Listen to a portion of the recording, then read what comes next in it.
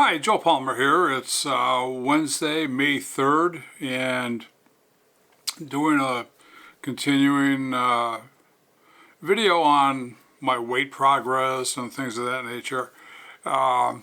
Wasn't too good a week, I gotta say. I weighed myself this morning, and somehow or another I put on a pound, and can't figure out where it came from because I stayed pretty much on the same food menu that I've been eating every day, but it might be extra water weight or whatever, because what I wanted to talk about today was that a couple of days ago I went to see my primary care doctor at the local VA hospital where I go, and nothing really serious going on, but I mentioned to him that I was having some really bad cramps at night, and they're waking me up, and I tried to get rid of them. Years ago I used to scuba dive, and so I learned that trick about moving your toes toward you to stretch your leg and remove the cramp. Well, that stuff didn't work, and at the end of the day, basically what I had to do was get out of bed and just wait a few minutes for them to go away. I went back to sleep, and sure enough, about another hour went by, and I got these cramps again. And this has been going on for a few months, not as bad as it was the other night. So in any case, I was talking to him, and I said, what can I do? Well, fortunately, he had a recent blood test up there, and so he checked, and my potassium was good, and magnesium levels were all good, and all that. He said, well, how much water do you drink? And I gotta say, probably not enough. And he said, you've got to be drinking water. He said, particularly going on a diet. He said, you change your food schedule, you change your eating habits. He said, you've got to incorporate more water into your diet. The other thing that he mentioned to me, which I thought was kind of interesting, and again, this is just for me, talk to your own doctor about your own conditions and that.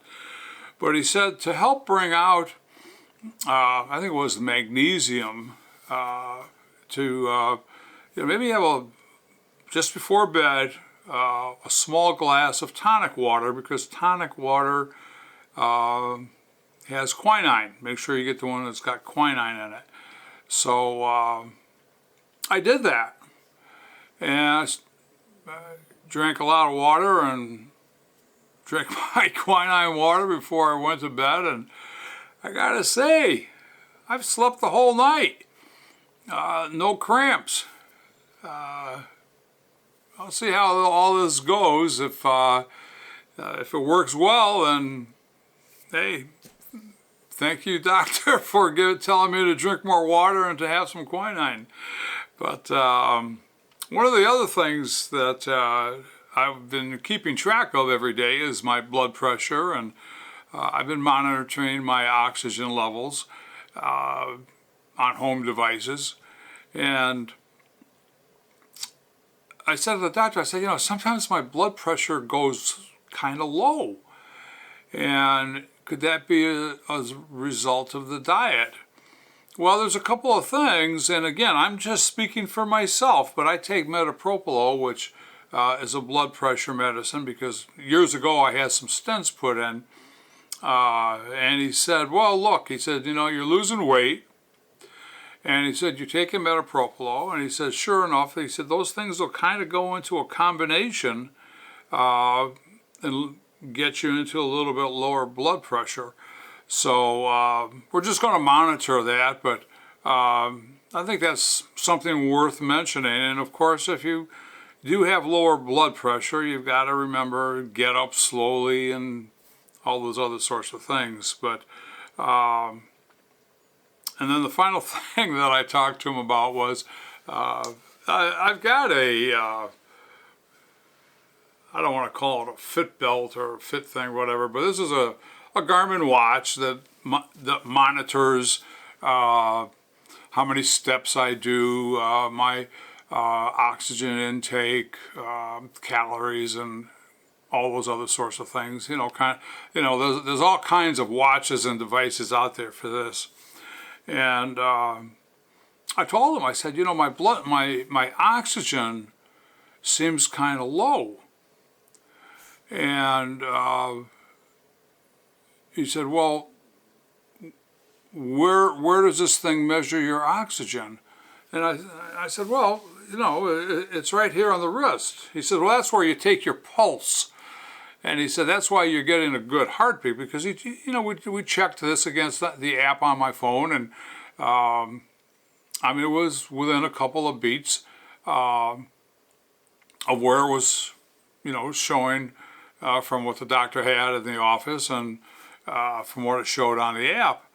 But my oxygen was measuring one thing on this, and then the little device, and I bought this a couple days ago after talking to the doctor, but you're probably all familiar with this device if you've ever been to a doctor's appointment. It's that little gizmo they put on your finger, like so, and guess what? It tells you I'll turn this thing on. It tells you your oxygen levels and what have you. And he said, at the end of the finger is where you measure your oxygen, not on your wrist. Not on your wrist. And I said, duh. So I bought this, and it's 94. I haven't been doing any exercises yet or anything. But on my app, on my phone, it was only showing my oxygen at around 92. Now my pulse and that. Take a couple of deep breaths, and yeah, it just went up. So it's at 95 now. And anything above 95 or something like that is good, I guess. But for a few bucks, if you really want to measure properly, go out to get one of these things. I got this. I think I got this at Costco, whatever. But in any case, monitor your health, is what I'm saying, if you're going on a diet, because you need to make sure that you're getting in the right amount of food, your right portions. And if you do have any of these devices that measure your wellness, just kind of remember that on the oxygen, because hey, what don't I know? But when you think about it, as I said, when they measure your pulse, what do? They take it at your wrist, and that's why the heart rate and that on the watch is accurate, because it's measuring my pulse. But when it comes to measuring your oxygen, they do it at the tip of your finger. You go to any hospital or go to any doctor's office, that's what they do. So in any case, I hope to a degree this video was kind of informative for you. I hope you've had a start to a good week. I hope your week is going well. Stay well, be good, and God bless.